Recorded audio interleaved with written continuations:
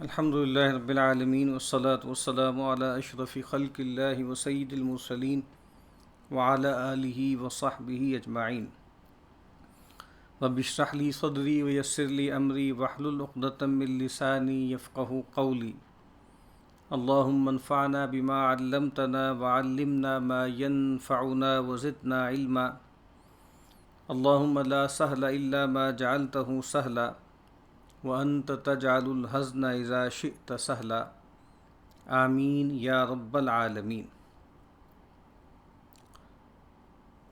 آج ہمیں سورہ محمد صلی اللہ علیہ وسلم سے آغاز کرنا ہے اور یہ مدنی صورت ہے۔ اعوذ باللہ من الشیطان الرجیم، بسم اللہ الرحمن الرحیم۔ الذین کفروا وصدوا عن سبیل اللہ اضل اعمالہم، جو لوگ منکر ہوئے اور روکا اللہ کی راہ سے، کھو دیے اس نے ان کے کیے۔ بہت اچھا ترجمہ ہے۔ جو کچھ ان کا کیا کرایا تھا وہ سب اکارت ہو گیا۔ کیا کچھ کیا کرایا تھا؟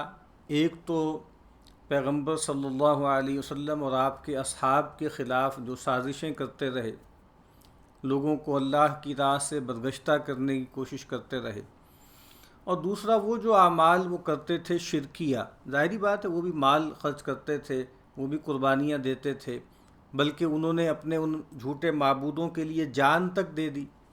الذین آمنوا یقاتلون فی سبیل اللہ، وہ لوگ کہ جو ایمان لائے وہ اللہ کی راہ میں جنگ کرتے ہیں۔ والذین کفروا یقاتلون فی سبیل الطاغوت، اور وہ لوگ جنہوں نے کفر کیا وہ طاغوت یعنی شیطان کی راہ میں لڑتے ہیں۔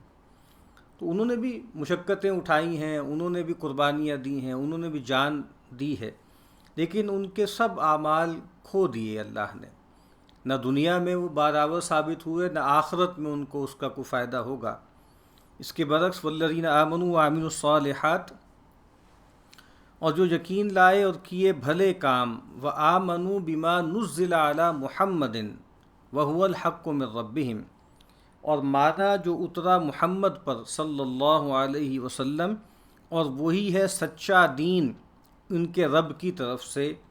کفر عنہم سیئاتہم، ان سے اتاری ان کی برائیاں، واصلح بالہم، اور سنوارا ان کا حال۔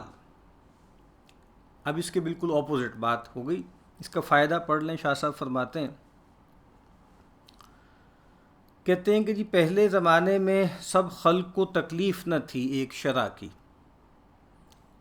مطلب کیا ہے کہ مختلف شرائط تھیں، مختلف علاقوں کے لوگوں کے لیے مختلف زمان و مکان کے اعتبار سے مختلف شریعتیں تھیں، تو تمام مخلوقات کے لیے ایک شریعت نہیں تھی۔ تو اس وقت سب جہاں کو ایک حکم ہے۔ اب سچا دین یہی ہے، اور کام بھلے برے مسلمان بھی کرتے ہیں اور کافر بھی، لیکن سچا دین ماننے کو یہ قبولیت ہے کہ نیکی ثابت اور برائی معاف، اور نہ ماننے کی یہ سزا ہے کہ نیکی برباد اور گناہ لازم۔ یہ بہت اہم بات ہے۔ اس پہلو کی طرف بارہا اشارہ کیا گیا کہ جدید دور میں یہ فتنہ کافی پھیل رہا ہے، خاص طور پہ ہمارے ہاں سو کالڈ پڑھے لکھے لوگوں میں، کہ تمام مذاہب ہی حق ہیں، اور اصل چیز جو ہے وہ تو انسان کا مورل سیلف ہوتا ہے۔ انسان اچھا ہے، سچ بولتا ہے، دھوکہ نہیں دیتا، وعدے کی پابندی کرتا ہے، خیانت نہیں کرتا۔ اب یہ آدمی نجات یافتہ ہے، اور کسی بھی دین پر ہو، چاہے یہودی ہو، عیسائی ہو، ہندو ہو، بدھسٹ ہو، کوئی بھی ہو۔ تو یہاں شاہ صاحب نے بہت واضح کر دی بات، اور یہ آیت بالکل کھول کر بیان کر رہی ہے کہ اب ایمان کا مطلب ہے قرآن مجید پر ایمان، وآمنوا بما نزل علی محمد، یعنی اور قرآن پر ایمان کا لازمی تقاضا ہے رسول اللہ صلی اللہ علیہ وسلم پر ایمان، یعنی آپ پیغمبر کو نہ مانیں اور قرآن کو مانیں تو یہ تو محمل بات ہے نا۔ تو اب یہ بات بالکل واضح ہو گئی۔ یہ ایک بائنری ہے جو پورے قرآن میں جا بجا بیان ہوئی۔ کچھ لوگ ہیں جنہوں نے کفر کیا، اللہ کی راہ سے رکے بھی اور روکا بھی، ان کے تمام اعمال دنیا اور آخرت میں ضائع ہو گئے، عقادت ہو گئے۔ اور وہ لوگ کہ جو ایمان لائے اور نیک اعمال کیے اور قرآن پر ایمان لائے اور کہا کہ وَهُوَ الْحَقُّ مِن رَبِّهِمْ، اب الحق جو ہے وہ قرآن ہی میں ہے۔ اور اللہ کو ماننے کا مطلب کیا ہے کہ آپ رب محمد صلی اللہ علیہ وسلم پر ایمان لائیں۔ اپنا کوئی خود ساختہ تصور ہو آپ کا اور آپ خدا کا کوئی بھی تصور قائم کر لیں، چاہے وہ اوریجنلی مذہب حق ہی رہا ہو۔ ظاہری بات ہے کہ یہودیت عیسائیت تو اللہ نے نازل نہیں کی ہے نا، اللہ تعالیٰ نے تو ایک ہی دین اتارا ہے ہمیشہ سے، اور وہ اسلام ہے۔ بعد کے لوگوں نے اس کے اندر انحرافات پیدا کر دیے، اس میں کرپشن کر دی۔ اب گویا اللہ تعالیٰ کے ہاں نجات پانے کے لیے شرط ہے کہ محمد الرسول اللہ صلی اللہ علیہ وسلم اور قرآن پر ایمان لایا جائے۔ اور کہا کہ یہ کیوں ہوگا؟ ذَلِكَ بِأَنَّ الَّذِينَ كَفَرُوا اتَّبَعُوا الْبَاطِلَ، یہ اس پر کہ جو منکر ہیں وہ چلے جھوٹی بات پر۔ وَأَنَّ الَّذِينَ آمَنُوا اتَّبَعُوا الْحَقَّ مِن رَبِّهِمْ، اور جو یقین لائے انہوں نے مانی سچی بات اپنے رب کی طرف سے۔ یعنی یہ انجام کیوں ہوا؟ وجہ یہ ہے کہ کفار نے باطل کی پیروی کی اور اہل ایمان نے اس حق کی پیروی کی جو ان کے رب کی طرف سے آیا۔ یعنی ایسا نہیں ہے کہ یہ کوئی ٹیگ ہیں یا یہ کوئی بس عنوانات ہیں، کوئی برانڈنگ کی گئی ہے، کچھ لوگ ایک گروہ میں کچھ لوگ دوسرے گروہ میں، ایسا نہیں ہے، کوئی لیبل نہیں ہے یہ۔ اہل ایمان کون ہیں؟ جو حق پرست ہیں، اور اہل کفر کون ہیں؟ جو باطل پرست ہیں۔ كَذَلِكَ يَضْرِبُ اللَّهُ لِلنَّاسِ أَمْثَالَهُمْ، یوں بتاتا ہے اللہ لوگوں کو ان کے احوال۔ فَإِذَا لَقِيتُمُ الَّذِينَ كَفَرُوا، سو جب تم بھیڑو منکروں سے، فَضَرْبَ الرِّقَابِ، تو گردنیں ہیں مارنی، حَتَّى إِذَا أَثْخَنْتُمُوهُمْ، یہاں تک کہ جب کٹاؤ ڈال چکے ان میں، فَشُدُّ الْوَثَاقِ، تو مضبوط باندھو قید۔ یعنی ایک مارکہ برپا ہے حق و باطل میں، ایک طرف اولیاء الرحمن ہے، ایک طرف اولیاء الشیطان ہے، اور یہ آپس میں بھیڑ رہے ہیں۔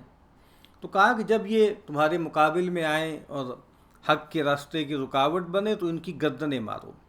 اور جس طرح حدود کے بارے میں کہا نا کہ وَلَا تَأْخُذْكُمْ بِهِمَا رَأْفَةٌ فِي دِينِ اللَّهِ، اس طرح حدود و تعزیرات ہیں، اس میں بھی تمہارے اندر اللہ کے دین کے معاملے میں، اللہ کے حکم کو نافذ کرنے کے معاملے میں کوئی نرمی نہ درائے، کوئی رحمت و رافت کا معاملہ نہ ہو۔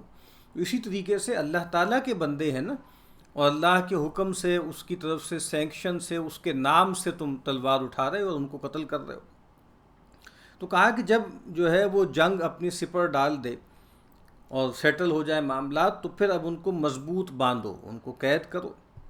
فَإِمَّا مَنًّا بَعْدُ وَإِمَّا فِدَاءً، پھر یا احسان کریو پیچھے اور یا چھڑوائی لیجیو۔ اب آپشن ہے، چاہے تو ویسے ہی ان کو چھوڑ دو احسان کر کے، یا جو ہے وہ فدیہ لے کر ان کو چھوڑ دو۔ حتیٰ تضع الحرب اوزارہا، جب تک کہ رکھ دے لڑائی اپنا راچ، اپنا جو ہے وہ ڈال دے، اپنا لنگر ڈال دے اور لڑائی جیسے مکمل ہو جائے۔ ذالک، یہ سن چکے، وَلَوْ يَشَاءُ اللَّهُ لَانتَصَرَ مِنْهُمْ، اور اگر اللہ چاہے تو بدلہ دے ان سے، وَلَٰكِن لِيَبْلُوَ بَعْضَكُمْ بِبَعْضٍ، پر جانچنے کو تمہارے ایک سے دوسرے کو، وَالَّذِينَ قُتِلُوا فِي سَبِيلِ اللَّهِ، اور جو لوگ مارے گئے اللہ کی راہ میں، فَلَن يُضِلَّ أَعْمَالَهُمْ، تو نہ کھو دے گا ان کے کیے۔ اب یہاں ایک بات بتائی ہے کہ یہ جو اللہ تعالیٰ نے جہاد و قتال کو مشروع کیا ہے، اور وہ مشروع کیا ہے ظلم کے خاتمے کے لیے، فتنے کے ابطال کے لیے۔ فتنہ کہتے ہیں لوگوں کو شرک پر، کفر پر جبراً جو ہے وہ قائل کرنا یا آمادہ کرنا، یا جبراً ان پر جو ہے کورشن کرنا، مجبور کرنا ان کو کہ وہ شرک کے نظام میں رہیں اور شرک ہی کو قبول کریں۔ تو کہا کہ اگر اللہ چاہے تو خود سے ہی بدلہ لے لے، اگر اللہ چاہے تو فرشتوں کا لشکر بھیج دے، اللہ چاہے تو بغیر فرشتوں کا لشکر بھیجے بغیر ہی کن فیکون کے ذریعے جو ہے وہ کفر کو مغلوب کر دے، حق کو غالب کر دے۔ لیکن یہ اللہ تعالیٰ کی سنت ہے، اللہ تعالیٰ کا معاملہ یہ ہے کہ چونکہ اللہ تعالیٰ نے اس دنیا کو خلق کیا ہے آزمائش اور ابتلاء کے قانون پر، اس وجہ سے کہا کہ یہاں بعض کے ذریعے جانچ ہوتی ہے، ہم ایک دوسرے کو فتنہ بنا دیتے ہیں ایک دوسرے کے لیے۔ اور پھر یہ بات واضح کر دی کہ آخری چیز انسان کے پاس کیا ہوتی ہے، اس کی جان، جو اس کی سب سے بڑی متاع ہے۔ تو کہا کہ اگر تم اللہ کی راہ میں لڑتے ہوئے کام آ جاؤ، مارے جاؤ، تو یہ بس شیورٹی رکھو کہ تمہارے جو کیے کرائے ہیں، جو تمہارے اعمال ہیں، وہ اللہ ضائع نہیں کرے گا، کھوئے گا نہیں۔ سَيَهْدِيهِمْ وَيُصْلِحُ بَالَهُمْ، ان کو راہ دے گا اور سنوارے گا ان کا حال۔ وَيُدْخِلُهُمُ الْجَنَّةَ عَرَّفَهَا لَهُمْ، اور داخل کرے گا ان کو بہشت میں، معلوم کروا دی ہے وہ ان کو۔ یہاں اب جو پچھلی آیات تھیں اور یہ جو آیات ہم نے پڑھی ہیں، اس کا فائدہ شاہ صاحب نے لکھا ہے، فرماتے ہیں جب تک کافروں کا زور نہیں ٹوٹا تب تک قتل ہی چاہیے، اور جب زور ٹوٹ چکا تب قید بھی کفایت کرتا ہے۔ تا ڈر کر مسلمان ہوں یا احسان کر کر چھوڑ دیجئے تو ہمیشہ احسان مانے اور دین کی محبت آوے، یا چھڑوائی لے کر چھوڑیے، یعنی فدیہ لے کر چھوڑیے، تو دو فائدے۔ اب اختلاف ہے کہ کافر قید میں آوے تو اس کو پھر اپنے گھر جانے دیجئے یا نہیں، اگر چھوڑیے تو اس طرح کی رعیت ہو کر رہے، اب اس کی تفصیل وہ بیان کر رہے ہیں۔ اور یہاں جو کہا ہے نا کہ وہ ان کو داخل کرے گا اس جنت میں جو معلوم کروا دی ہے ان کو۔ صحیح احادیث میں آتا ہے کہ تم میں سے جو بھی شخص جنتی ہوگا، تو کہا کہ وہ جنت میں اپنے ٹھکانے کو ویسے ہی پہچانے گا جیسے دنیا میں اپنے ٹھکانے کو جو ہے وہ پہچانتا تھا، اپنے گھر کو پہچانتا تھا۔ تو یہ گویا اللہ تعالیٰ ایک تو قرآن مجید کے ذریعے جو ہے اللہ تعالیٰ نے تعارف کرایا ہے، بہت تفصیل سے تعارف کرایا ہے جنت کا بھی اور جہنم کا بھی۔ تو کہا کہ وہ اس جنت میں داخل کر دے گا جس کا تعارف، جس کی پہچان اللہ نے اپنی کتاب کے ذریعے کروا دی تھی۔ یا ایھا الذین آمنوا، اے ایمان والو، ان تنصروا اللہ ینصرکم، اگر تم مدد کرو گے اللہ کی تو وہ تمہاری کرے گا۔ ویثبت اقدامکم، اور جما دے گا تمہارے پاؤں۔ اس کا فائدہ ہے اللہ چاہے تو آپ ہی کافروں کو مسلمان کر ڈالے، یہ بھی منظور نہیں، جانچنا منظور ہے۔ سو بندے کی طرف سے کمر باندھنی اور اللہ کی طرف سے کام بنانا، یہ پوری بات شاہ صاحب نے کہہ دی ایک جملے میں۔ بندے کی طرف سے کمر باندھنی اور کام بنانا، کام کو مکمل کرنا، کام کو توڑ چڑھانا، وہ کس کا اختیار ہے؟ وہ اللہ کا۔ جو عربی زبان کا ایک ایکسپریشن ہے نا کہ السعی منا والاتمام من اللہ، ہمارے اینڈ سے، ہماری طرف سے تو بس کوشش ہی ہے اور اسی کے ہم مکلف ہیں، اس کو مکمل کروا دینا، اس کو اپنے انجام تک پہنچا دینا، یہ اللہ ہی کے اختیار میں۔ اب یہاں جو کہا ہے کہ اللہ کی مدد کرو، تو ظاہری بات ہے اللہ کی کیا مدد کی جا سکتی ہے؟ اللہ تو قادر مطلق ہے، مالک کل ہے، رب الارباب ہے، ٹھیک ہے، شاہان شاہ ہے۔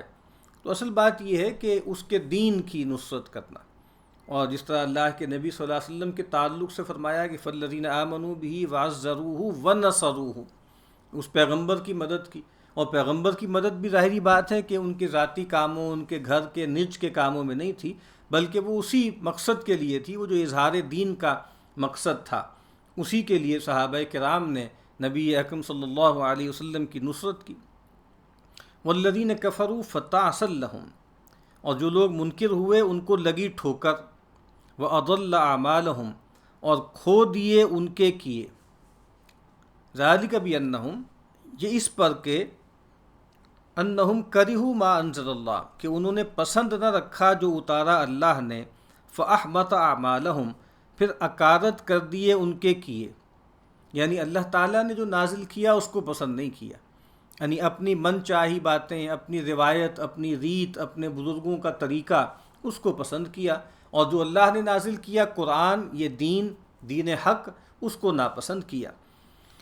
افلم یسیروا فی الارض، کیا پھرے نہیں ملک میں، فینظروا کیف کان عاقبۃ الذین من قبلہم، دیکھیں کہ آخر کیسا ہوا ان کا جو پہلے تھے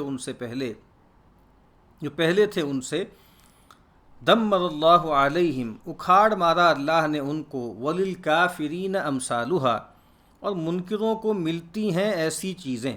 اب یہ تاریخ سے استدلال، زمین میں اگر سیر و سفر کریں تو ان کو معلوم ہوگا کہ کیسے کھنڈرات موجود ہیں قوم عاد کے، قوم سمود کے، قوم شعیب کے، قوم لوط کے۔ اور کہا یہ سب کیوں ہے؟ ذالک بأن اللہ مولی الذین آمنوا، یہ اس پر کہ اللہ رفیق ہے ان کا جو یقین لائے، وَأَنَّ الْكَافِرِينَ لَا مَوْلَى لَهُمْ، اور یہ جو منکر ہیں ان کا رفیق نہیں کوئی، یعنی حقیقی مولا تو بس اللہ ہی ہے۔ جن ہستیوں کو یہ پکارتے ہیں اپنے تئیں مولا سمجھ کر اور شفیع سمجھ کے اور اللہ کا شریک سمجھ کے، وہ تو اللہ کے بندے ہیں، اور اس لحاظ سے اللہ کے مقابل میں ان کی کوئی پیش نہیں چلتی۔ ان اللہ یدخل الذین آمنوا، اور اسی وجہ سے ہمیں چاہیے نا کہ امت مسلمہ چونکہ ادبار کا اس وقت شکار ہے اور بہت پستی میں ہے اور زوال کا شکار ہے، زوال ان معیارات پر بھی جس کو لوگ سمجھتے ہیں زوال ہے، اس میں بھی زوال آمادہ ہے، لیکن وہ کوئی بہت اہم چیزیں نہیں ہیں۔ اصل چیز یہ ہے کہ ایمانی اور اخلاقی اعتبار سے بھی بہرحال زوال ہے اور ایک واقعہ ہے۔ تو یہ بات کہ بہت مایوسی ہو جاتی ہے، تو اس بات کو سمجھنا چاہیے کہ اہل ایمان جیسے کچھ بھی گئے گزرے ہوں، بہرحال ان کا ایک مولا ہے، اور وہ ایک پیغمبر کی امت میں ہے، اور وہ پیغمبر کون ہے؟ وہ محبوب رب العالمین ہے۔ تو ان باتوں کو بھی سامنے رکھنا چاہیے کہ ہم بالکل کوئی لاوارث لوگ نہیں ہیں، ہم کوئی ایسے لوگ نہیں ہیں کہ جن کا کوئی مولا نہ ہو، جن کا کوئی آقا نہ ہو۔ ان اللہ یدخل الذین آمنوا وعملوا الصالحات جنات تجری من تحتها الانہار، مقرر اللہ داخل کرے گا ان کو جو یقین لائے اور کیے بھلے کام، باغوں میں نیچے بہتی ان کے ندیاں۔ والذین کفروا، اور جو منکر ہیں، یتمتعون، برتتے ہیں، ویأکلون کما تأکل الانعام، اور کھاتے ہیں جیسے کھاویں ڈھور، ہمارے یہاں بھی محاورہ ہے ڈھور ڈنگر، جیسے چوپائے کھاتے ہیں۔ والنار مثوی لہم، اور آگ ہے گھر ان کا۔ اس کا فائدہ ہے، شاہ صاحب فرماتے ہیں، جانور کا سا کھانا یعنی حرص سے، اور مسلمان کھاویں دفع حاجت کو۔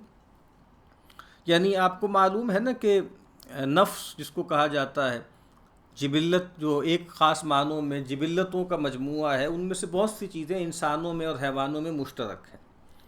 فرق یہ ہے کہ حیوانوں میں ایک جبلت پیدا ہوتی ہے، اس کی تسکین انہیں بہر صورت کرنی ہے، اور ان کے ہاں اس طرح کی کوئی بہت زیادہ مورل سٹینڈرڈز نہیں ہیں، کوئی قدغنیں نہیں ہیں، بس ایک امپلس پیدا ہوتی ہے اور اس کو انہوں نے کسی طریقے سے اس کی تسکین کرنی ہوتی ہے۔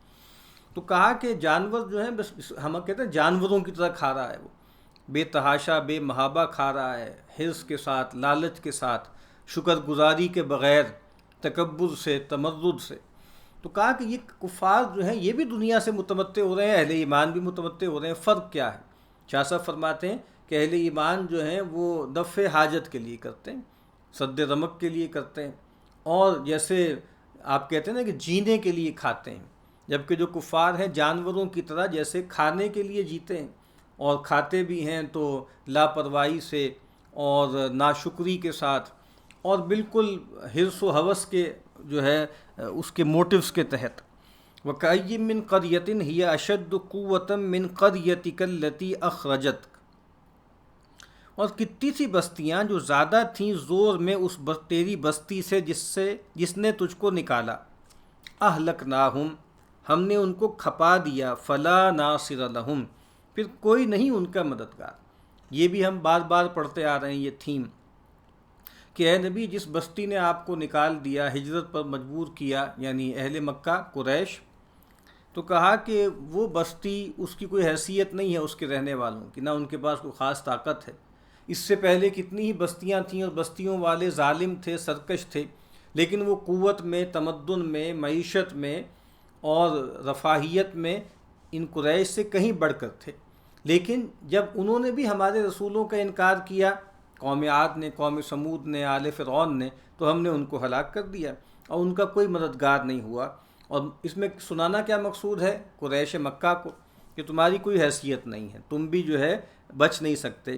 افمن کان علی بینۃ من ربہ، کمن زُیّن لہ سوء عملہ واتبعوا اہواءہم، بھلا ایک جو چاہتا ہے سوجھی راہ، ایک جو چلتا ہے سوجھی راہ پر اپنے رب کی، کمن زُیّن لہ سوء عملی، برابر اس کے جس کو بھلا دکھایا اس کا برا کام، واتبعوا اہواءہم، اور چلتے ہیں اپنے چاؤں پر۔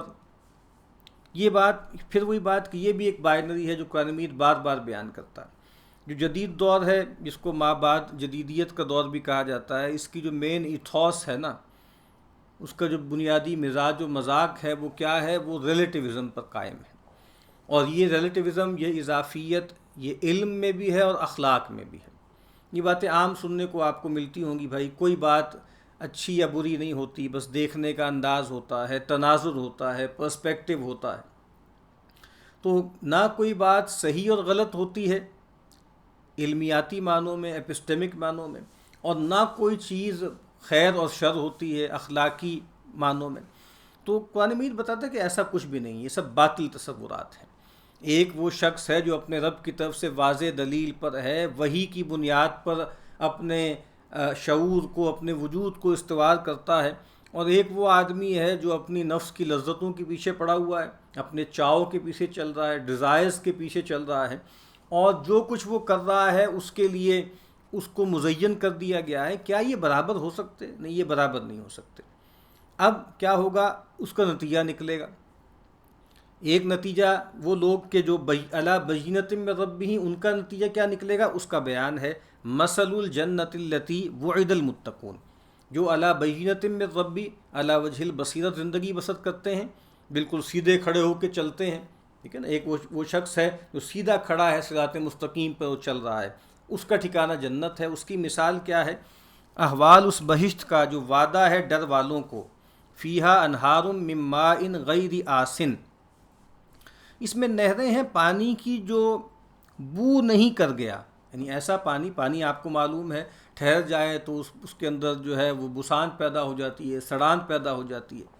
تو کہا کہ ایک ایسی نہریں ہیں جس کے اندر کوئی بو باس نہیں ہے، وَأَنْهَارٌ مِّن لَبَن، اور نہریں ہیں دودھ کی، لم یتغیر طعمہ، جس کا مزہ نہیں پھرا۔ دنیا میں اعلیٰ سے اعلیٰ مشروب ہو، وہ اگر تھوڑی دیر باہر رہے یا اس کا خاص طرح سے آپ اس کو پریزرو نہ کریں تو اس کا ذائقہ بدل جاتا ہے، خراب ہو جاتا ہے۔ وہ ایکسپائری، آپ جو ہے مہنگے سے مہنگا کوئی جوس لیں، کوئی بھی مشروب لیں تو اس کی ایک ایکسپائری ڈیٹ ہوتی ہے نا۔ تو کہا کہ نہیں، اس کا جو ذائقہ ہے، جو جنت کی نہر ہے جو دودھ کی ہے، جس کا مزہ کبھی نہیں پھرتا، یعنی نہیں بدلتا، وَأَنْهَارٌ مِّن خَمْرٍ لَذَّةٍ لِّلشَّارِبِينَ، اور نہریں ہیں شراب کی جس میں مزہ ہے پینے والوں کو، وَأَنْهَارٌ مِّنْ عَسَلٍ مُّصَفًّى، اور نہریں ہیں شہد کی، جھاگ اتارا ہوا، بالکل ستھرا، صاف ستھرا، وَلَهُمْ فِيهَا مِنْ كُلِّ الثَّمَرَاتِ، اور ان کو وہاں سب طرح کے میوے، وَمَغْفِرَةٌ مِّن رَبِّهِمْ، اور معافی ہے ان کے رب سے۔ یعنی ایک تو جنت کی یہ نعمتیں ہیں، نہریں ہیں کئی طرح کی جس کا بیان ہے، اور ہر طرح کے میوے ہیں، جو ان کی آنکھوں کی جو ہے وہ لذت ہے اور جو ان کی شہوت ہے اس کی تسکین وہاں کی جائے گی۔ لیکن اس سب سے بڑھ کر کیا چیز ہے؟ ان کے رب کی مغفرت ہے، ان کے رب کی طرف سے رضا کا اعلان ہے۔ ایک انجام تو یہ ہے، یہ انجام کس کا ہے؟ جو علی بینۃ من ربہ، اور جو دوسرا ہے کمن زُیّن لہ سوء عملہ واتبعوا اہواءہم، اس کا انجام اب آگے آ رہا ہے۔ ایک انجام یہ ہے کمن ہوا خالد فی النار، کیا وہ آدمی جو جنت کی نعمتوں میں، نہروں میں ہے، برابر اس کے جو سدا رہتا ہے آگ میں، وَسُقُوا مَاءً حَمِیمًا، اور پلایا ہے ان کو کھولتا پانی، فَقَطَّعَ أَمْعَاءَهُمْ، تو کاٹ نکلا ان کی آنتیں۔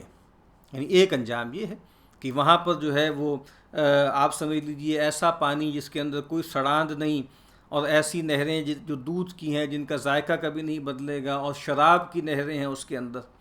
اور ایک وہ شخص ہے جس کے لیے جو ہے وہ جہنم میں ہوگا، اور تپش کی وجہ سے جب اس کی حلق میں کانٹے چبھیں گے اور اس کو جو ہے مشروب کی ضرورت ہوگی، پانی کی ضرورت ہوگی، تو اس کو کھولتا ہوا پانی پلایا جائے گا جس سے اس کی آنتیں کٹ جائیں گی۔ اس کا فائدہ ہے وہاں کی شراب با مزہ ہے جیسے یہاں کی بے مزہ، بہشت میں ہر کسی کے گھر میں 4 نہریں مقرر ہیں اور بعضوں کو زیادہ. وَمِنْهُمْ مَنْ يَسْتَمِعُ إِلَيْكَ، اور بعضیں ان میں ہیں کہ کان رکھتے ہیں تیری طرف. حَتَّى إِذَا خَرَجُوا مِنْ عِنْدِكَ، یہاں تک کہ جب نکلیں تیرے پاس سے، قَالُوا لِلَّذِينَ أُوتُوا الْعِلْمَ، کہتے ہیں ان کو جن کو علم ملا، ماذا قال آنفا، کیا کہا تھا اس شخص نے ابھی، اولئک الذین طبع اللہ علی قلوبہم، یہ وہی ہیں جن کے دل پر مہر رکھی ہے اللہ نے، واتبعوا اہواءہم، اور چلے ہیں اپنی چاؤں پر. اس کا فائدہ ہے، کہتے ہیں یعنی کند ذہن جن کو نہ سمجھ نہ یاد. کند ذہن، اور ظاہر بات ہے یہ ذہن جو ان کا کند ہو رہا ہے یہ ان کی اخلاقی وجود کی جو کرپشن ہے اس کی وجہ سے ہوا. یعنی انسان کا جو عقلی وجود ہے اور جو اس کا اخلاقی وجود ہے یہ جڑے ہوئے ہیں. جس طرح حافظ ابن قیم فرماتے ہیں نا کہ انسان، شیطان جو ہے وہ تو 2 طرح سے وار کرتا ہے. ایک انسان کا فکری جو ہے وجود ہے، ذہنی وجود ہے، عقلی وجود ہے، جس کو شعور کہتے ہیں. وہاں کیا کرتا ہے، وہاں وہ شبہات پیدا کرتا ہے اللہ کے بارے میں، آخرت کے بارے میں، پیغمبر کے بارے میں. اور ایک انسان کا جو ہے وہ پریکٹیکل سیلف ہے، ٹھیک ہے، جو اس کا آپ سمجھ لیں عملی وجود ہے، اخلاقی وجود ہے، ٹھیک ہے، جس کو شعور کے مقابل میں وجود بھی ہم کہہ سکتے ہیں اجمالی طور پہ. وہاں شیطان کیا کرتا ہے، وہاں وہ شہوات پیدا کرتا ہے، اور یہ دونوں جڑے ہوئے. جو آدمی شہوتوں میں رہتا ہے گویا اس کے اندر شبہات بھی پیدا ہو جاتے ہیں، اور جو شبہات میں پڑتا ہے آہستہ آہستہ پھر اس کے سارے بند کھل جاتے ہیں، ہر طرح کی کنسٹرینٹ اٹھا دیتا ہے اور شہوتوں میں بگٹوٹ زندگی بسر کرتا ہے. تو کہا کہ یہ لوگ ہیں، اور تمسخر کے انداز میں پیغمبر کے پاس بیٹھیں گے، بظاہر لگے گا کہ بات توجہ سے سن رہے ہیں، لیکن باہر نکل کے کہیں گے کہ بھئی ابھی کیا کہا تھا پیغمبر نے. تو کہا کہ یہ لوگ اصل میں بے توفیقیں ہیں، اور اللہ نے نہیں چاہا کہ ان کو سنوائے، چونکہ بارہا ان کے سامنے دعوت رکھی گئی لیکن انہوں نے انکار کیا، سرکشی کی.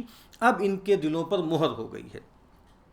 اس کے برعکس والذین اہتدوا، اور جو لوگ راہ پر آئے ہیں، زادہم ہدا، ان کو اور بڑی اس سے سوجھ، وآتاہم تقواہم، اور ان کو اس سے ملا بچ کر چلنا. اس کا فائدہ ہے یعنی حضرت کے کلام سے اثر پایا اور گناہوں سے بچ چلنے لگے. یعنی ایک اللہ کی سنت یہ ہے کہ دیکھیں جو کفر کی راہ پر چلتا ہے اللہ اس کے لیے کفر کی راہ کو کشادہ کر دیتے ہیں. فَسَنُيَسِّرُهُ لِلْعُسْرَىٰ، ٹھیک ہے، اور وَأَمَّا مَنْ بَخِلَ وَاسْتَغْنَىٰ وَكَذَّبَ بِالْحُسْنَىٰ فَسَنُيَسِّرُهُ لِلْعُسْرَىٰ، جس نے سرکشی کی راہ اختیار کی، بخل کیا اور حق کی تکذیب کی، اس کے لیے ہم وہ جو تنگ راہ ہے، مشکل راہ ہے، اس کو آسان کر دیتے ہیں. وَأَمَّا مَنْ آتَىٰ وَاتَّقَىٰ وَصَدَّقَ بِالْحُسْنَىٰ فَسَنُيَسِّرُهُ لِلْيُسْرَىٰ. یہ اس کا بیان ہے. جو لوگ ہدایت پر آئے اللہ تعالیٰ ان کی ہدایت میں اضافہ کرتے ہیں. وَيَزِيدُ اللَّهُ الَّذِينَ اهْتَدَوْا هُدًى، وہی یہی بیان ہے. اور پھر اللہ تعالیٰ ان کو ان کے حصے کا تقوی عطا کرتے ہیں، ان کے اندر وہ بصیرت پیدا کر دیتے ہیں کہ وہ گناہوں کو پہچانتے ہیں اور پھر اس سے بچتے ہیں. نبی اکرم صلی اللہ علیہ وسلم کی بہت خوبصورت دعا ہے نا کہ اللہم آتی نفسی تقواہا، کہ اللہ تو میرے نفس کو اس کا تقوی عطا کر، وزکیہا، اور اس کو پاک کر دے، انت خیر من زکاہا، تو سب سے بہتر پاک کرنے والا ہے، انت ولیجھا و مولاہا. تو والذین اہتدوا زادہم ھدی وآتاہم تقواہم فہل ینظرون الا الساعۃ ان تأتیہم بغتۃ. اب یہی راہ دیکھتے ہیں اس گھڑی کی کہ آ کھڑی ہو ان پر اچانک. وہ جو الساعہ ہے، دنیا کے خاتمے کی گھڑی ہے، کیا اس کا انتظار کر رہے ہیں کہ اچانک ان پر آ جائے اور پوری انسانیت کے لیے توبہ کا دروازہ بند ہو جائے. فقد جاء اشراطھا، کیونکہ آ چکی ہیں اس کی نشانیاں. فأنیٰ لہم اذا جاءتہم ذکراہم، سو کہاں ملے گی ان کو جب وہ آ پہنچی سمجھ پکڑنی. کہا کہ جب وہ آ جائے گی، یوم یتذکر الانسان وانیٰ لہ الذکریٰ، کہا اس وقت تو فائدہ کوئی نہیں. ابھی بھی اس کی بہت سی علامتیں ظاہر ہو گئی ہیں. شاہ صاحب فرماتے ہیں بڑی نشانی قیامت کی ہمارے نبی کا پیدا ہونا. سب نبی راہ دیکھتے تھے خاتم النبیین کی، جب وہ آ چکے اب قیامت ہی جو ہے وہ باقی، قیامت ہی رہی باقی. تو نبی اکرم صلی اللہ علیہ وسلم نے ایک موقع پر اپنی انگلیاں ملا کے فرمایا بعثت انا والساعۃ کہاتین، کہ میں اور الساعہ یعنی دنیا کا خاتمہ اس طرح مبعوث کیے گئے ہیں جیسے یہ دو انگلیاں ہیں، جڑی بھی ہوئی ہیں، کچھ فاصلہ بھی ہے۔ تو آپ جو ہیں وہ خاتم النبیین ہیں اور امت مسلمہ جو ہے وہ خاتم الامم ہے۔ تو کہا کہ اب اس کے بعد قیامت ہی آنی ہے۔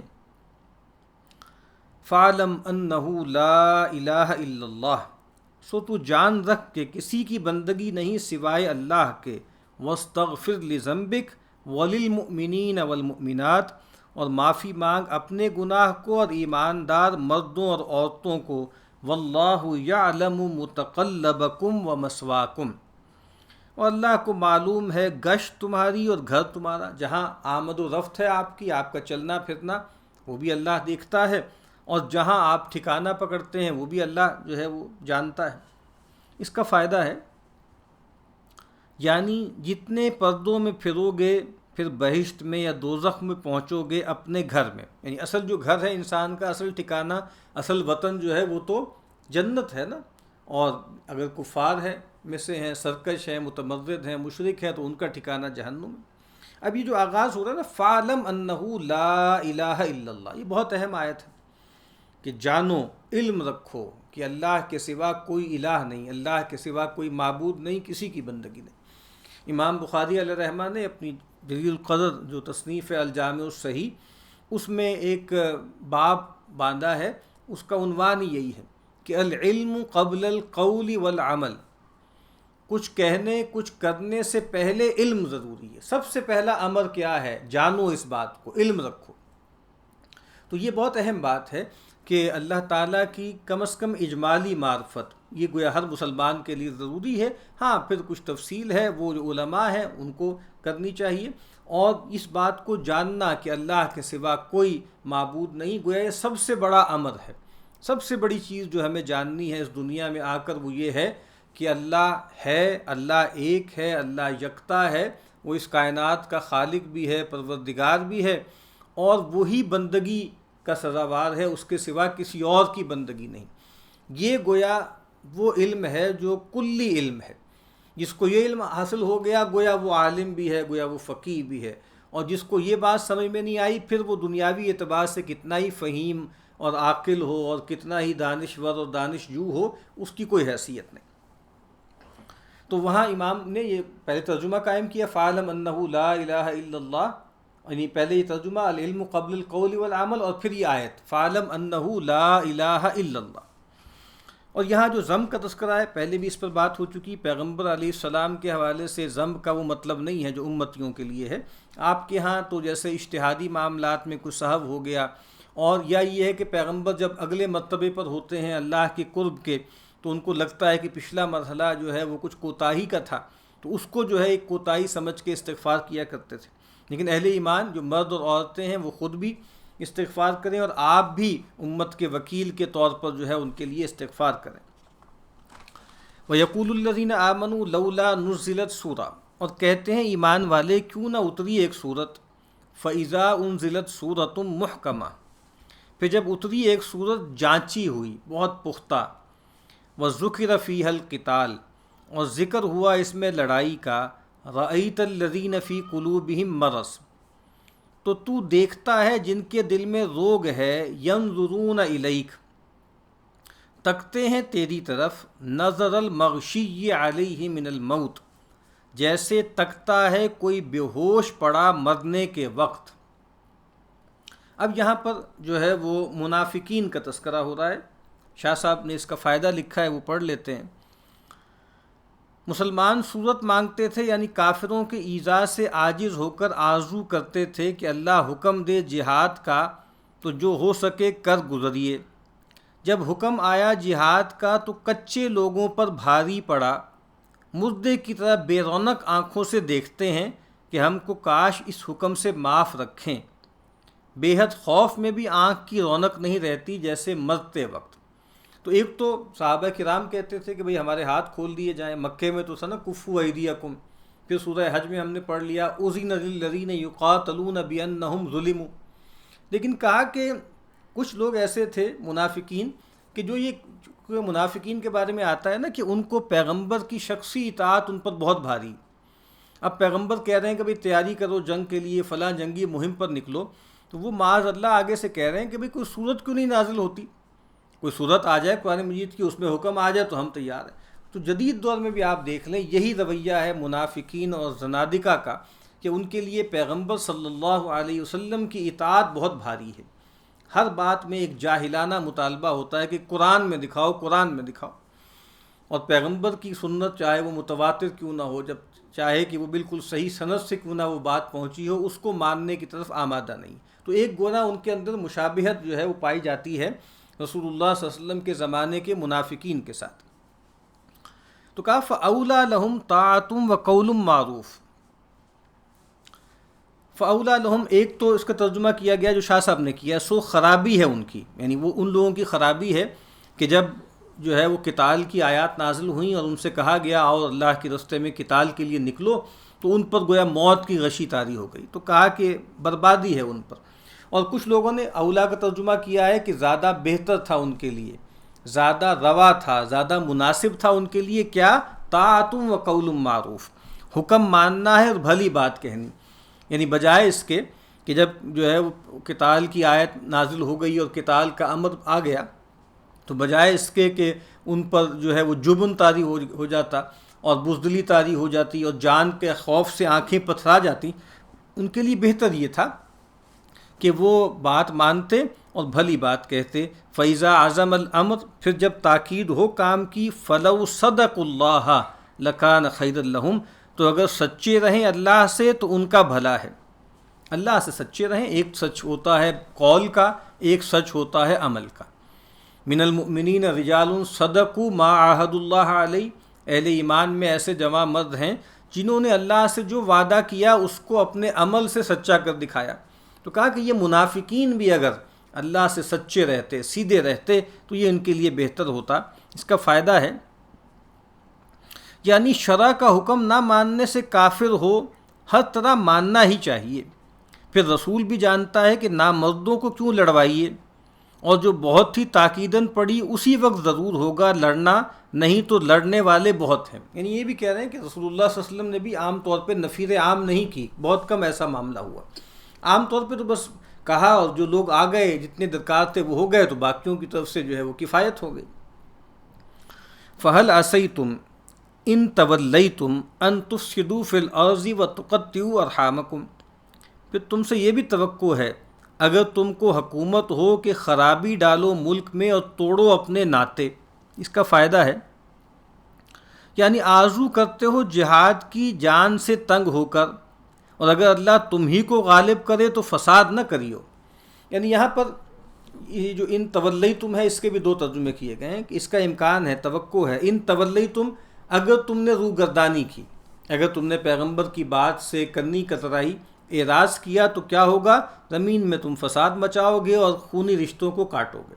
اور دوسرا ترجمہ وہ ہے جو شاہ صاحب نے کیا کہ اس کا اندیشہ ہے کہ اگر ابھی تم جو ہے پوری طرح جو ہے، ان میں سے کچھ لوگ ایسے ہیں جن کے اندر ابھی روگ ہے، جن کے اندر ایمان ابھی راسخ نہیں ہوا۔ سورہ حجرات میں ہم پڑھیں گے قالت الاعراب آمنا قل لم تؤمنوا ولکن قولوا اسلمنا ولما يدخل الایمان فی قلوبکم۔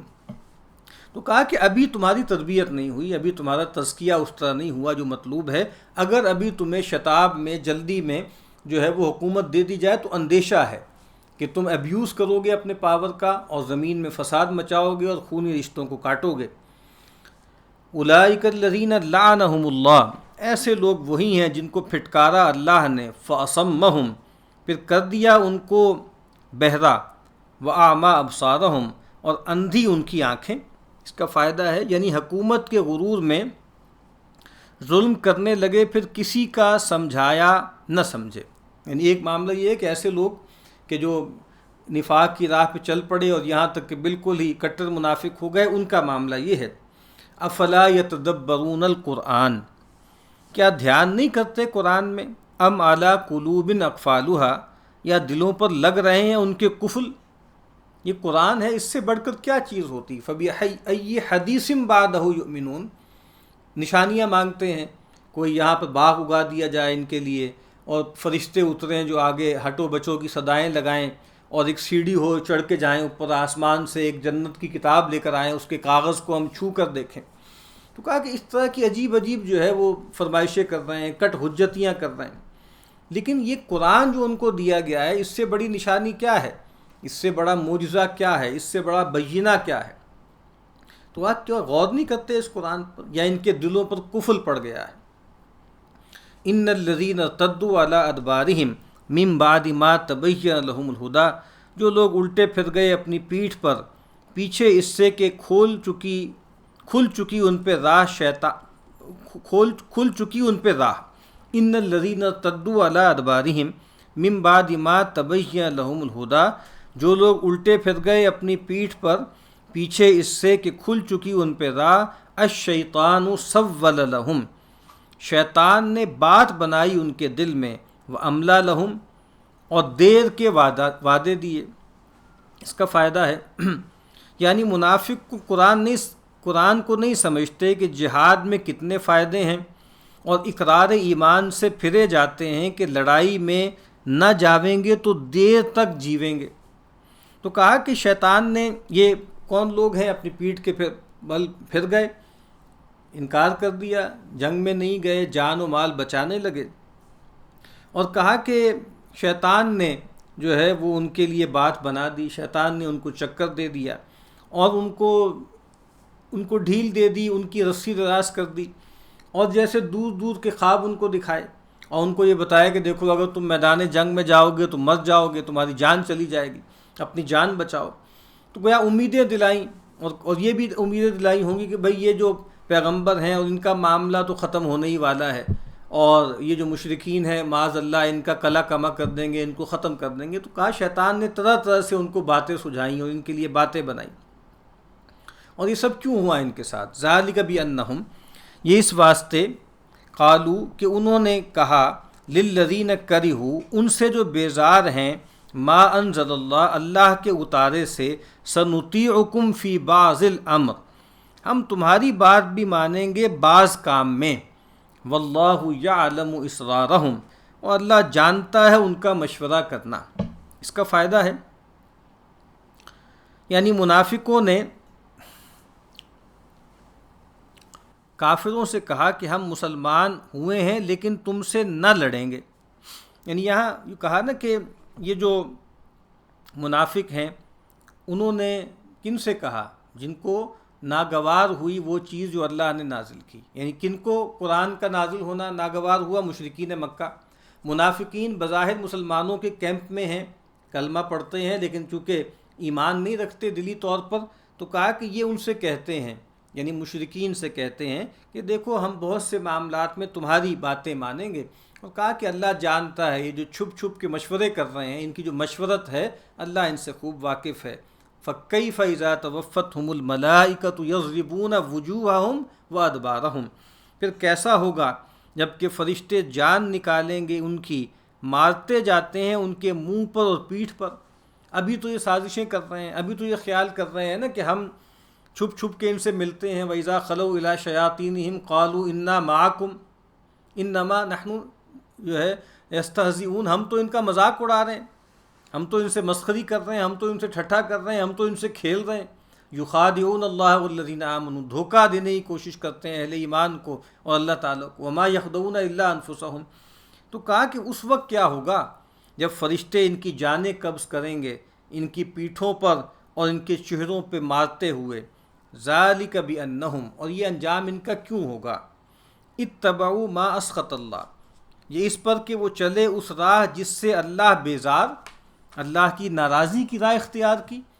اور ایسا نہیں ہے کہ اللہ تعالیٰ نے بے خبری میں ان کو پکڑ لیا ہو، اللہ نے ان کی طرف پیغمبر مبعوث کیا، اس پر کتاب نازل کی، اس پیغمبر نے ان پر حجت تمام کر دی، لیکن اس کے باوجود انہوں نے اپنی آزاد مرضی سے، اولئک الذین اشتروا الضلالۃ بالہدی فما ربحت تجارتہم وما کانوا مہتدین، یہ وہی لوگ ہیں نا جنہوں نے ہدایت کے بدلے گمراہی مول لی۔ تو یہ جو انہوں نے سودا کیا ہے، جو ڈیل کی ہے، یہ کامیاب نہیں ہوگی اور نہ ہی راہیاب ہوں گے۔ تو کہا اس کا سبب یہ ہے کہ انہوں نے وہ اس راہ پر چلے جس سے اللہ بیزار ہے، وَكَرِهُ رِضْوَانَهُ، اور پسند کی اور ناپسند کی اس کی خوشی، اللہ کی رضا کو پسند نہیں کیا، بلکہ اللہ کی ناراضی کمائی۔ فَأَحْبَطَ أَعْمَالَهُمْ، پھر اس نے اکارت کر دیے ان کے کیے۔ یہ قرآن میں بار بار ہم اس صورت کی شروع سے پڑھ رہے ہیں نا کہ ان کے تمام اعمال اکارت جائیں گے، دونوں طرح کے اعمال، پیغمبر کے خلاف سازشوں والے اعمال بھی، اور جو انہوں نے دکھاوے کی نیکیاں کی ہیں یا جو اپنے بتوں کے آگے جو ڈنڈوت کرتے ہیں، ان کے آگے جو دھیان گیان لگا کر بیٹھتے رہتے ہیں، جو بھیٹ دیتے ہیں، جو قربانیاں کرتے ہیں، وہ سب ضائع ہو گئے۔ ام حسب الذین فی قلوبہم مرض، کیا خیال رکھتے ہیں جن کے دل میں روگ ہے، الن یخرج اللہ اضغانہم، کہ اللہ نہ کھولے گا ان کے جیوں کے بیر، جو ان کے جیوں میں بیر ہے نا، جو ان کے جیوں میں کینہ ہے پیغمبر اور اہل ایمان کے لیے، کیا یہ خیال کرتے ہیں کہ یہ سب ایسے ہی رہے گا، کنسیل ہی رہے گا؟ نہیں، اللہ تعالیٰ اس کو ظاہر کر دیں گے، آخرت میں ظاہر کر دیں گے، کچھ کی دنیا میں بھی پول اللہ تعالیٰ کھول دیں گے۔ وَلَوْ نَشَاءُ لَأَرَيْنَاكَهُمْ، اور اگر ہم چاہیں تجھ کو دکھا دیں ان کو، فَلَعَرَفْتَهُمْ بِسِيمَاهُمْ، سو پہچان تو چکا ہے تو ان کے چہرے سے، یعنی اگر اللہ چاہے تو ایک ایک کا جو کی کلی ہے کھول دیں آپ پر، لیکن اے نبی آپ بھی اپنی بصیرت سے، جو فرقان اللہ نے آپ کو دی ہے، جو فراست عطا کی ہے، بہت سے لوگوں کو تو ان کے چہرے بشرے سے، علامتوں سے اور پیشانی سے پہچان لیتے ہیں۔ وَلَتَعْرِفَنَّهُمْ فِي لَحْنِ الْقَوْلِ، اور آگے پہچان لے گا بات کے ڈھب سے، کیسے بات کرتا ہے آدمی، کیسے بات بناتا ہے، کیسے جھوٹ بولتا ہے، کیسے مکر کرتا ہے، کیسے چیزوں کو کنسیل کرتا ہے یہ منافق، تو کہا کہ آپ اس کی گفتگو کے لب و لہجے سے، اس کے لہن سے پہچان لیں گے۔ واللہ یعلم اعمالکم، اور اللہ کو معلوم ہے تمہارے کام۔ وَلَنَبْلُوَنَّکُمْ، اور البتہ تم کو جانچیں گے۔ یہ ہے جو آزمائش ہے جس کے انسان کو ڈالا گیا ہے، خلق الموت والحیات لیبلوکم، اور یقیناً البتہ تم کو جانچیں گے، حتی نعلم المجاہدین منکم والصابرین، تا معلوم کریں جو تم میں لڑائی والے ہیں اور ٹھہرنے والے، وَنَبْلُوَ أَخْبَارَكُمْ، اور تحقیق کریں تمہاری خبریں، یعنی واضح ہو جائے کون ہیں جو اللہ کے راستے میں جہاد کرنے والے ہیں اور کون ہیں جو ثابت قدم رہنے والے ہیں، اور تاکہ اللہ تعالیٰ ظاہر کر دے، اللہ تو جانتا ہی ہے، اللہ اس کی تحقیق کر دے، لوگوں پر اس کو جو ہے واضح فرما دے۔ ان الذین کفروا وصدوا عن سبیل اللہ وشاقوا الرسول من بعد ما تبین لهم الہدی لن یضروا اللہ شیئا، ان الذین کفروا، جو لوگ منکر ہوئے، وصدوا عن سبیل اللہ، اور روکا اللہ کی راہ سے، وشاقوا الرسول، اور خلاف ہوئے رسول سے، من بعد ما تبین لہ الہدی، پیچھے اس کے کہ کھل چکی ان پر راہ، لن یضروا اللہ شیئا، نہ بگاڑیں گے اللہ کا کچھ، وسیحبط اعمالہم، اور وہ اکارت کر دے گا ان کے کیے۔ یہ پھر اللہ کی سنت ہے کہ وہ لوگ کہ جو انکار پہ جم جائیں، خود بھی رکیں اللہ کی راہ سے، دوسروں کو بھی روکیں، اور الہدا آنے کے بعد، اس کے بعد کہ اللہ تعالیٰ نے ہدایت کو پوری طرح واضح کر دیا، جو ہے نا قد تبین الرشد من الغی، اللہ تعالیٰ نے ہدایت اور گمراہی کو بالکل ممیز کر دیا ہے، بالکل الگ الگ کر دیا ہے، اس میں کوئی اب لوگوں کو اشتباہ نہیں ہے، کوئی التباس نہیں ہو سکتا۔ تو کہا کہ اس کے باوجود جو کفر کریں اور اللہ کی راہ سے رکیں اور روکیں اور رسول کی مخالفت پر ڈٹ جائیں، ایک بات تو یہ ہے کہ یہ اللہ کا کچھ نقصان نہیں کر سکتے، اور کہا کہ دوسری بات کیا ہے، وَسَيُحْبِطُ أَعْمَالَهُمْ، اور وہ اکارت کرے گا ان کے کیے، جو کچھ وہ کر رہے ہیں وہ سب ضائع ہو جائیں گے۔ یا ایھا الذین آمنوا، اے ایمان والو، اطیعوا اللہ و اطیعوا الرسول، اطاعت کرو، حکم پر چلو اللہ کے اور حکم پر چلو رسول کے، ولا تبطلوا اعمالکم، اور ضائع مت کرو اپنے کیے۔ اس کا فائدہ ہے یعنی جہاد کرنا یا کچھ محنت کی اللہ کی راہ میں جب قبول ہے کہ موافق حکم ہو، اپنی چاؤ پر کام نہ کرے۔ یہ بہت اہم بات ہے کہ آپ نے محنت بھی کی، ایفرٹ بھی کی، لیکن اللہ کے حکم پر اگر آپ نے چل کر نہیں کی نا، اللہ اس کے رسول کے حکم پر، تو اس کا فائدہ نہیں ہے۔ مفتی شفیع صاحب علیہ رحمہ یہ بات بارہا فرمایا کرتے تھے کہ دیکھو دین جو ہے وہ اپنے شوق پورا کرنے کا نام نہیں ہے، دین نام ہے امتثال امر کا۔ اسی لیے فرمایا ہے فضیل ابن عیاض علیہ رحمہ نے کہ الاقتصاد فی السنہ، سنت کی راہ پہ سہج سہج میانہ روی سے چلنا، خیر من الاجتہاد فی البدع، بدعت کی راہ پر بہت محنت اور کوشش کرنے سے بہتر ہے۔ تو کہا کہ اپنے چاؤ پر، یعنی اگر اپنے اعمال کو ضائع نہ کرو، اپنے من چاہے انداز میں اللہ کی بندگی کرنے کی کوشش کرو گے تو وہ ضائع ہو جائے گا۔ اس سے یہ بات بھی واضح ہوتی ہے کہ جو لوگ اللہ اس کے رسول کی اطاعت پر کاربند نہیں ہوتے، وہ اپنے تمام اعمال کو اکارت کر لیتے ہیں۔ ان الذین کفروا وصدوا عن سبیل اللہ، جو لوگ منکر ہوئے اور روکا اللہ کی راہ سے، ثم ماتوا وہم کفار، پھر مر گئے اور وہ منکر ہی رہے، فلن یغفر اللہ لہم، تو ہرگز نہ بخشے گا ان کو اللہ، فلا تہنوا وتدعوا الی السلم، سو تم بودے نہ ہوئے جاؤ اور پکارنے لگو صلح، وانتم الاعلون، اور تم ہی رہو گے اوپر، واللہ معکم، اور اللہ تمہارے ساتھ ہے، ولن یترکم اعمالکم، اور نقصان نہ دے گا تم کو تمہارے کاموں میں۔ اس کا فائدہ ہے محنت سے بھاگ کر صلح نہ چاہیے، یہ بہت اہم بات ہے۔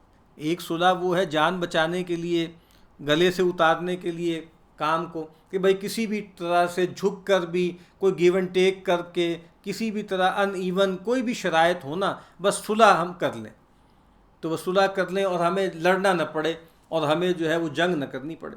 تو کہا کہ محنت سے بھاگ کر صلح نہ چاہیے، اور اگر صلح نظر آوے تو درست ہے، اگر ظاہری بات ہے نارمل طریقے سے کوئی جنگ برپا کیے رہنا کوئی ضروری چیز نہیں ہے، والصلح خیر، صلح خیر ہوتی ہے، اس میں کیا شبہ ہے۔ اور اگر صلح نظر آوے تو وہ درست ہے، آگے آوے گا سورہ فتح میں، آگے اس کا بیان ہوگا۔ تو کہا کہ وَأَنْتُمُ الْأَعْلَوْنَ، یہ جو بات کہ تم ہی غالب ہوگے، دیکھیں صحابہ کرام کے حوالے سے تو یہ گارنٹی تھی نا کہ رسول اللہ صلی اللہ علیہ وسلم کے بارے میں اللہ تعالیٰ کا یہ وعدہ تھا کہ اظہار دین ہو کر رہے گا، وَالَّذِي أَرْسَلَ رَسُولَهُ بِالْهُدَىٰ وَدِينِ الْحَقِّ لِيُظْهِرَهُ عَلَى الدِّينِ كُلِّهِ كَتَبَ اللَّهُ لَأَغْلِبَنَّ أَنَا وَرُسُلِي إِنَّا لَنَنصُرُ رُسُلَنَا وَالَّذِينَ آمَنُوا فِي الْحَيَاةِ الدُّنْيَا وَيَوْمَ يَقُومُ الْأَشْهَادُ۔ یہ تو اللہ کی سنت ہے۔ اب اس کے بعد جو عام اہل ایمان ہیں ان کے ہاں معاملہ یہ ہے کہ اللہ جانتا ہے کب وہ ایمان اور عمل صالح کی شرط پوری ہو، کب ان کو زمین میں غلبہ ہو۔ وعد اللہ الذین آمنوا منکم وعملوا الصالحات لیستخلفنہم فی الارض۔ وہ ہو سکتا ہے کہ کئی صدیاں ایسی گزر جائیں کہ مسلمان مغلوبیت کے ساتھ رہیں، لیکن بہرحال قرآن مجید کے اولین مخاطبین کے لیے تو یہ بالکل ایک قطعی وعدہ تھا کہ ان کی زندگی میں، ٹھیک ہے بہت سے لوگ دنیا سے چلے گئے جو ہے وہ غلبہ دین سے پہلے، لیکن بہرحال صحابہ کی جماعت کو کلیکٹیولی ان سے یہ وعدہ تھا کہ وَأَنْتُمُ الْأَعْلَوْنَ وَاللَّهُ مَعَكُمْ وَلَنْ يَتِرَكُمْ أَعْمَالَكُمْ إِنَّمَا الْحَيَاةُ الدُّنْيَا لَعِبٌ وَلَهْوٌ۔ یہ دنیا کا جینا تو کھیل ہے اور تماشا۔ یہ قرآن مجید کا ایک تھیم ہے جو بار بار بیان ہوتا ہے کہ دنیا بہت معنویت رکھتی ہے، دنیا بہت اہم ہے، دنیا آخرت کی کھیتی ہے، یہیں رہ کر انسان کو آخرت کے لیے کمائی کرنی ہے، لیکن آخرت کے مقابل میں، جنت کے مقابلے میں تو یہ کھیل تماشا ہے۔ سورہ حدید میں ہم پڑھیں گے نا، اعلموا انما الحیاۃ الدنیا لعب ولہو وزینۃ وتفاخر بینکم وتکاثر فی الاموال والاولاد۔ اور پھر اس کے بعد آگے کہا نا کہ اس جو ہے اصل چیز آخرت ہے، اور آخرت کی جو رضا ہے اور آخرت کی جو رضوان ہے اس کے لیے محنت کرو۔ تو کہا کہ جو لوگ اس دنیا ہی کو سب کچھ سمجھتے ہیں پھر تو یہ کھیل تماشا ہے، اس سے زیادہ اس کی کوئی حیثیت نہیں ہے۔ وَإِن تُؤْمِنُوا وَتَتَّقُوا، اور اگر تم یقین لاؤ گے اور بچ چلو گے، یُؤْتِکُمْ أُجُورَکُمْ، تم کو دے گا تم کو تمہارے نیک، وَلَا يَسْأَلْكُمْ أَمْوَالَكُمْ، اور نہ مانگے گا تم سے مال تمہارا۔ اس کا فائدہ ہے حق تعالیٰ نے ملک فتح کر دیے، مسلمانوں کو زر خرچ کرنا تھوڑے ہی دنوں پڑا، سو جتنا خرچ کیا تھا اس سے 100 برابر ہاتھ لگا۔ اسی واسطے فرمایا ہے کہ اللہ کو قرض دو۔ تو فرمایا کہ دیکھو اگر تم ایمان لاؤ گے اور اللہ کے تقوی پر گامزن رہو گے تو اللہ تعالیٰ تمہارے اجر تمہیں دے گا، اور یہ نہیں ہے کہ تم سے سارے مال طلب کر لے، مال میں سے ایک حصہ طلب کرے گا، اور وہ بھی ایک خاص وقت تک ہوگا، یہ والا جو انفاق ہے نا جو جہاد و قتال میں لگتا ہے، اس کے بعد دین کو غلبہ حاصل ہو جائے گا اور پھر تم گویا ریسیونگ اینڈ پر ہوگے، اور پھر تمہیں جو ہے بہت بڑی بڑی غنیمتیں ملیں گی، خراج ملے گا۔ إِن يَسْأَلْكُمُوهَا فَيُحْفِكُمْ تَبْخَلُوا، اگر مانگے تم سے وہ مال پھر تنگ کرے تو بخیل ہو جاؤ۔ وَيُخْرِجْ أَضْغَانَكُمْ، اور کھول دے تمہارے دل کی خفگیاں۔